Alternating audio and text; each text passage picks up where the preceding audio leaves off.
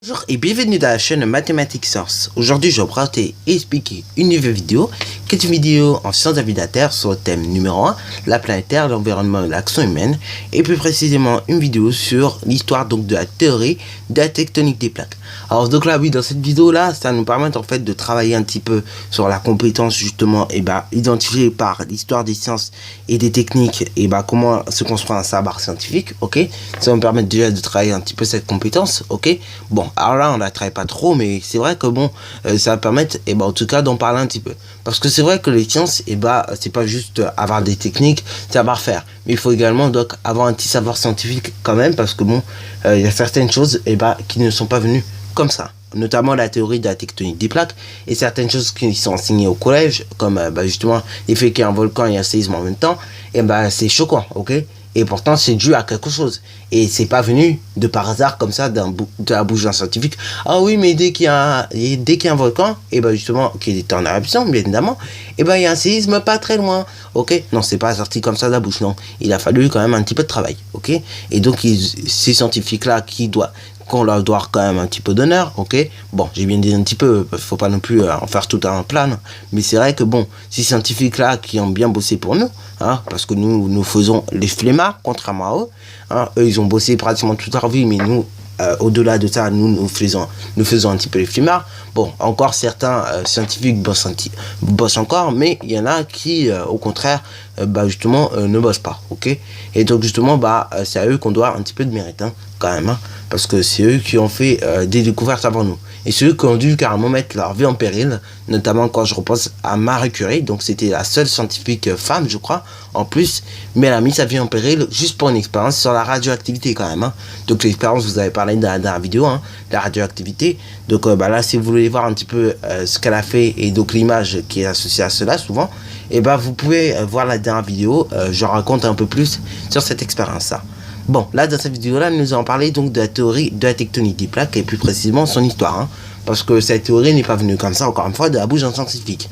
Alors là, cette théorie de la tectonique des plaques qui a été émise à la fin des années 60, ok, 1960 en l'occurrence, pour être plus précis, c'est environ 1967-1968, hein.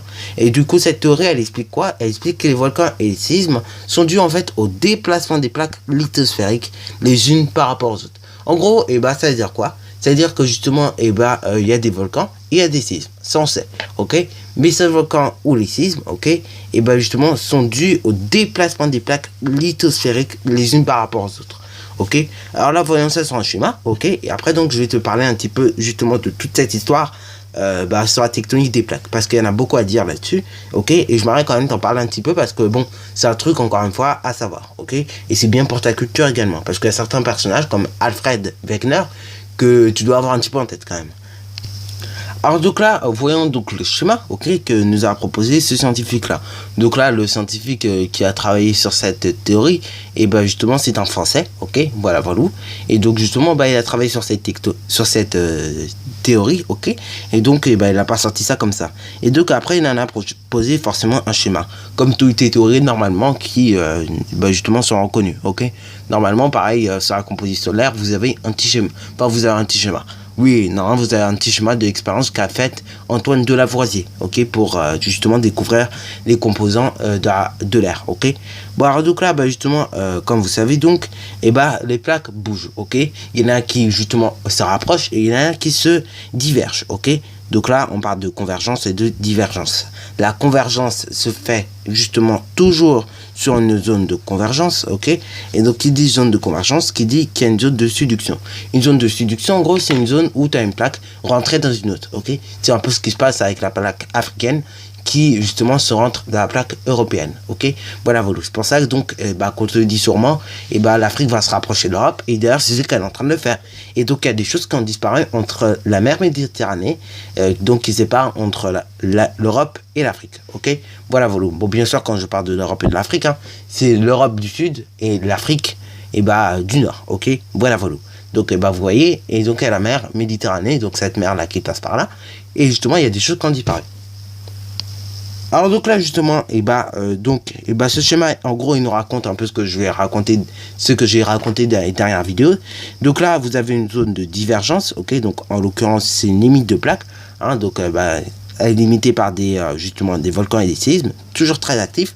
Alors donc là, oui, j'en ai peut-être pas parlé, mais justement, les plaques, et bah, souvent, elles sont limitées par des zones de divergence, ok. Voilà. Donc si tu regardes à peu près toutes les plaques, et bah, soit c'est délimité par des zones de divergence, soit par des zones de convergence. Alors là, c'est un truc que je n'en ai pas trop parlé, pour pas trop t'embrouiller la tête, justement, parce que la Terre, justement, a un mécanisme qui, par moment, peut embrouiller la tête, hein. Même moi, par moment, quand j'essaie de comprendre un petit peu la Terre, parce que bon, je vous dis ça en vidéo parce que bon, voilà quoi, il faut en parler et parce que j'aime vous faire comprendre des choses. Mais en même temps, par moment, quand j'essaie de voir les choses, il y a des choses de la Terre qui impressionnent quand même. Il y a certains fonctionnements de la Terre qui sont impressionnants. Ok, donc justement, il faut essayer de comprendre. Et donc, c'est pour ça que là, en l'occurrence, pour les zones de limite des plaques, je vous en avais pas parlé parce que je sentais que sinon, ça allait trop, je veux dire, trop vous embrouiller. Ok, et après, ça allait faire durer la vidéo trop longtemps également. Alors, donc là, justement, les plaques, si vous regardez la carte de la dernière vidéo, et justement, elles sont délimitées par des zones de convergence ou des zones de divergence. Ok, voilà. Et après, donc, qu'est-ce que vous avez? À côté, vous avez un arc insulaire de volcans. Et donc là, ici, un stratovolcan. Ici, donc, vous avez une fosse océanique. Donc là, la fosse océanique, il faut bien comprendre qu'elle existe seulement dans des zones de convergence. Donc là, vous avez une fosse océanique ici, puisque vous avez une zone de convergence ici.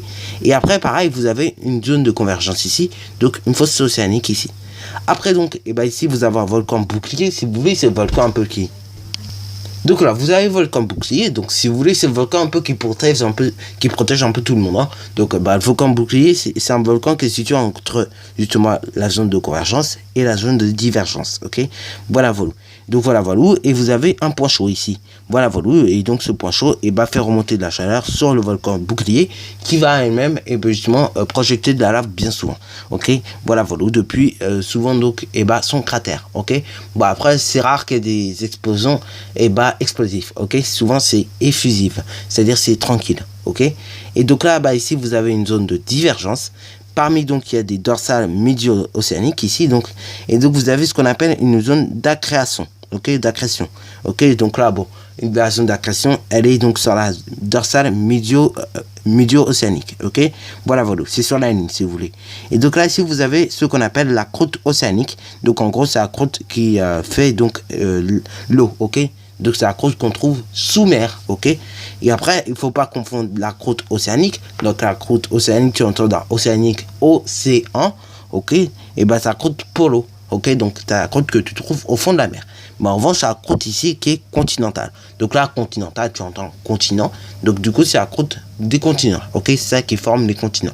Ok, et donc justement, ces plaques, donc d'après la théorie qui a été émise, justement en 1967-1968 par un Français, justement, qu'est-ce qu'elle nous raconte? Elle nous raconte également que les plaques, elles sont quand même assez grosses. Elles ont une épaisseur de 100 km. Parmi après, justement, se repose la sténosphère et le manteau. Ok, donc en gros, c'est 100 km et 100 km d'épaisseur. Donc 100 km d'épaisseur, t'imagines le truc, c'est beaucoup quoi. C'est inimaginable le truc. Ok, donc 100 km en gros, si tu dois imaginer ça, c'est à peu près la distance Paris-Rouen à peu près. Ok, c'est la distance qu'il y a entre Paris et Rouen à peu près. Ok, bon, je crois même Paris-Rouen, ça sort en 1h30, donc c'est qu'il y a à peu près 100 km. Ok, voilà. Donc sa distance Paris-Rouen. Ok, ou plutôt si vous habitez pas dans ces points-là et que vous connaissez pas Rouen, c'est plutôt dans ce cas-là la distance Lyon-Marseille divisé par 2 dans ce cas-là. Ok, parce qu'il doit avoir environ 200 km, même plus. Ok, donc divisé par 2 voire divisé par 3 parce que il doit avoir 200-300 km. Voilà. Bon, donc là, si vous voulez imaginer ça, donc c'est 200-300 km, donc distance Paris-Lyon, enfin distance Lyon-Marseille divisé par 3 ou par 2, ou distance Rouen-Paris, là, pas divisé, imaginez la distance Rouen-Paris, donc c'est très long, imaginez une distance longue comme ça, mais qu'on a creusé sous terre, ok, c'est vraiment long, ok, et c'est vraiment épais surtout, ok, imaginez ça, mais sous terre, c'est épais, c'est comme si vous mangez un pain, mais long de 100 km, c'est pas possible, c'est pas possible, vous pourrez jamais le finir, voilà. Bon, alors là, avant même qu'il y ait cette théorie de la tectonique des plaques, il y a eu quand même d'autres théories. Comme la théorie d'Alfred Wegener, ok, donc c'était en 1912, ok, donc c'était un météorologue allemand, justement, qui fonde la théorie, et qui explique que justement, il y avait un continent qui s'appelait la Pangée, ok, tous les continents étaient réunis, ok, et après, bah, il y a eu justement une fracture de ce continent, et après, bah, en fait, il a mis en évidence qu'après la fracture de son continent-là, et bah, les plaques bouger, ok, les plaques commençaient à bouger. Bon, également donc il y a eu deux théories, donc la théorie qui justement par exemple celle est mise en 19e siècle, donc au milieu du 19e siècle, justement cette théorie elle raconte quoi? Elle raconte justement la contraction thermique, ok, et elle raconte plus précisément en fait la formation des reliefs. Donc on comparait la Terre à une pomme si tu veux, et donc la Terre était comparée à cette pomme.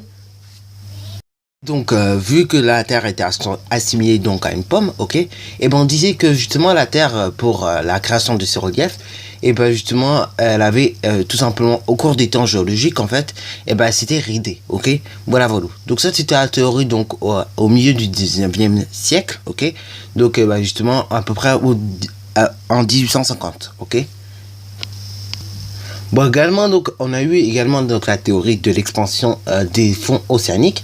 Donc là, c'était avec l'amélioration des sonars, hein, donc au milieu de la Seconde Guerre mondiale. Donc là, on remonte un petit peu plus longtemps quand même. C'est donc justement entre 1939 et donc 1945, ok. Et donc justement, avec l'amélioration des sonars, nous avons des bateaux, ok, qui explore justement les océans, ok, notamment l'océan Atlantique, hein, puisque tu sais c'est là où il y a eu justement le plus grand nombre de déplacements, ok. Enfin, c'est l'un des océans en tout cas où justement il y a eu plus de bateaux qui se sont déplacés suite notamment au débarquement que tu connais bien, ok, en Normandie par les les Américains, ok. Donc ça s'est passé le 6 juin 1944 si je me rappelle bien, ok. Voilà, bien évidemment celui qui est expert en date historique, là pareil, hein, dites-moi dans les commentaires si je me trompe, hein, parce que ça m'arrive par exemple sur certaines dates que je me trompe un petit peu, ok. Mais je sais que ça s'est passé en tout cas en juin 1944, ok. Après bon, je crois que c'est le 6 juin 1944, après bon, celui qui me dit c'est le 5 ou le 4, hein, bon je serais bien d'accord avec lui, ok, parce que moi voilà, hein, je me rappelle plus forcément exactement des dates au fur et à mesure des années qui passent, hein. Voilà. Bon, alors donc là, justement, nous avons des bateaux, ok, qui partent explorer donc l'océan Atlantique, hein. Déjà, c'était un océan qui fut beaucoup exploré, notamment par Christophe Colomb, hein. Et autant des découvertes et autant des esclaves, ok. Bon, voilà. Ça, c'est donc pour la partie histoire. Mais néanmoins, donc, c'est un océan quand même bien exploré, ok. Et donc, on s'aperçoit en fait qu'on peut faire des cartographies justement bien réussies, ok. Donc, on va s'amuser bien évidemment à en faire, hein. Et ces cartographies bien réussies, nous montrent justement qu'il y a une expansion des fonds océaniques, ok. Et donc, justement, par cette théorie qui a été émise en 1945 à peu près, ok, on nous dit que justement les océans sont en expansion, ok. C'est-à-dire, les océans, justement, ils prennent de la place, ok. Voilà. Donc c'est ça qu'on nous dit d'après la théorie des fonds océaniques, ok, qui a été émise elle pendant la Seconde Guerre mondiale, ok. Voilà. Bon, oui, bien évidemment, ça a été exploré pendant la Seconde Guerre mondiale, mais elle a été peut-être émise un peu plus tard, ok. Voilà. Bon, je vous dis émise parce que bon, c'était, si vous voulez, en termes de piste de recherche qu'on a fait ça, hein. Donc on a commencé à mettre en place les pistes de recherche au moment de la Seconde Guerre mondiale. Mais en revanche, par contre, elle a été émise réellement comme théorie, hein, après la Seconde Guerre mondiale, bien évidemment, ok. En gros, 20 années plus tard, ok. Donc environ début des années 60 en l'occurrence, ok. Voilà. Bon, voilà. Donc j'ai fait un peu le tour justement sur l'histoire de ces de ces plaques tectoniques, ok. Donc justement ces plaques tectoniques vraiment nous rapportent, vous voyez, tout plein de théories, ok. Et même là aujourd'hui, s'il y a une théorie qui doit se faire, elle se fera, ok. Donc là en sciences, c'est comme ça malheureusement, hein. Donc les sciences comme les sciences de la vie de la Terre, la technologie ou encore donc la physique chimie, notamment en sciences de la vie de la Terre et en physique chimie, hein, donc tout ce qui touche à ces domaines là, il y a des théories qui sont faites, ok. Il y a des théories qui sont vraies comme des théories qui sont fausses, ok. Voilà. Bon, là en mathématiques, il y a moins de théories pour une simple raison, et d'ailleurs il n'y en a jamais eu en mathématiques pour une simple raison, c'est que les règles sont bien établies. Mais en revanche, pour les sciences comme la SVT, la technologie, ok, ou bien également notamment la physique-chimie, mais les deux sciences où on discute le plus, c'est la science de la vie de la Terre et la technologie, et bien évidemment la physique-chimie, parce que tout simplement, en fait, les règles ne sont pas forcément bien mises en place. C'est-à-dire, en fait, ça évolue en fonction des découvertes et de la matière, ok. Par exemple, l'atome, eh ben, on a une certaine vision d'atome aujourd'hui, mais demain, on pourra avoir une vision encore plus complexe ou encore plus simple, ok, dès qu'on pourra savoir les observer. Aujourd'hui, on essaie de les observer, mais malheureusement, eh ben, ils sont pratiquement pas observables. C'est chaud pour les observer. Alors que, bah, voilà, hein, dans le futur, on pourra très bien le faire. Sur ce, donc, c'est la fin de cette vidéo. Alors, si j'ai bien aimé, n'hésite surtout pas à liker, à commenter, et bonne réussite à toi en mathématiques et en sciences.